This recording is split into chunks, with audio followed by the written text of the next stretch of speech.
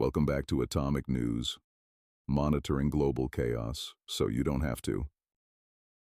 Following major strikes on oil storage facilities in Tehran, massive fires have filled the sky with thick black smoke. Iranian emergency services warned residents that rainfall could become toxic or acidic, caused by chemicals released from burning fuel and industrial materials. So, the forecast for Tehran currently looks like this: cloudy, with a chance of petroleum. Meanwhile, Iranian President Masoud Pezeshkian announced that Iran would stop attacking neighboring countries, unless those countries directly strike Iran first. The statement was meant to calm tensions across the Gulf.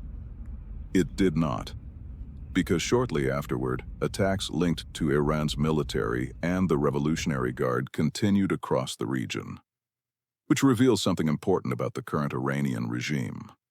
It does not behave like a single government. It behaves like a fractured system of competing power centers, each with its own rockets and drones.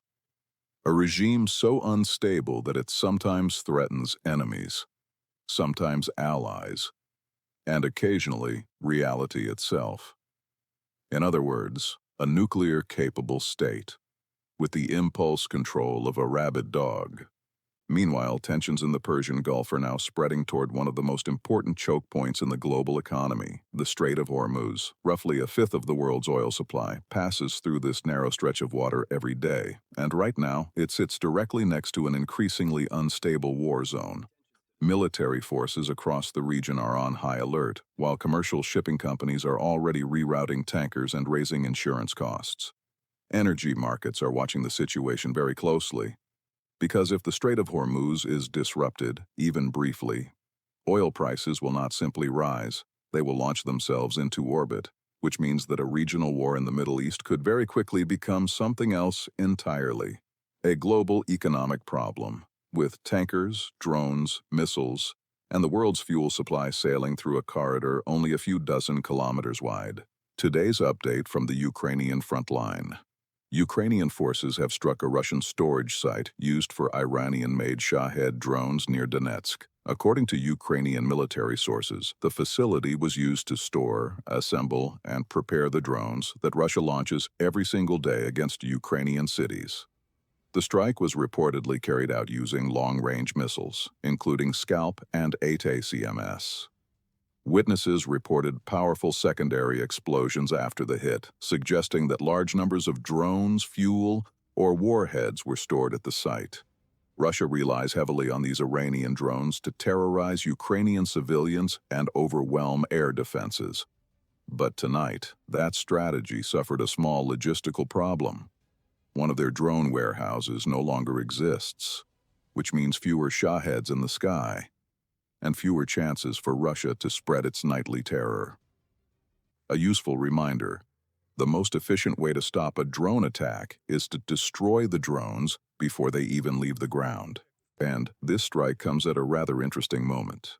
Iranian-made Shahed drones have become one of Russia's main tools of terror against Ukrainian cities. Now, with tensions rising around Iran and the Persian Gulf, Ukraine's experience fighting these drones is drawing serious international attention.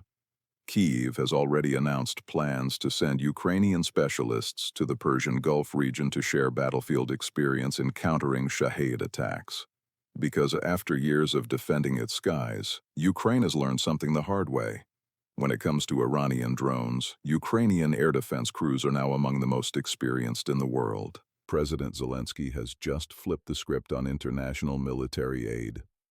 With Ukraine now producing thousands of Interceptor drones every month, Kyiv is no longer just a recipient. It's a strategic provider. Zelensky officially proposed a high-stakes swap.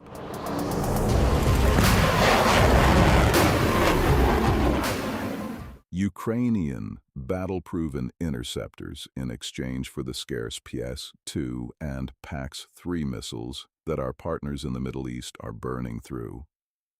It's a calculated move in a world of shrinking stockpiles. The math is brutal. In the last 3 days alone, Middle Eastern states launched over 800 Patriot missiles, more than Ukraine has seen in years of war. But you can't fight a swarm of cheap Shaheds with multi-million-dollar interceptors forever. Ukraine's solution? AI-driven hunters that can drop an enemy drone for a fraction of the cost. We're talking about a 25-fold reduction in price per kill. Efficiency is the new ammunition. Kyiv is already preparing to deploy its top experts to assist allies in the Persian Gulf. This isn't just about drones, it's about exporting the world's most advanced expertise in anti-UAV warfare. The student has become the master, and the world's security now depends on Ukrainian technologies. Who has the cards now? This is Professor Nuke, and this was Atomic News. Stay alert.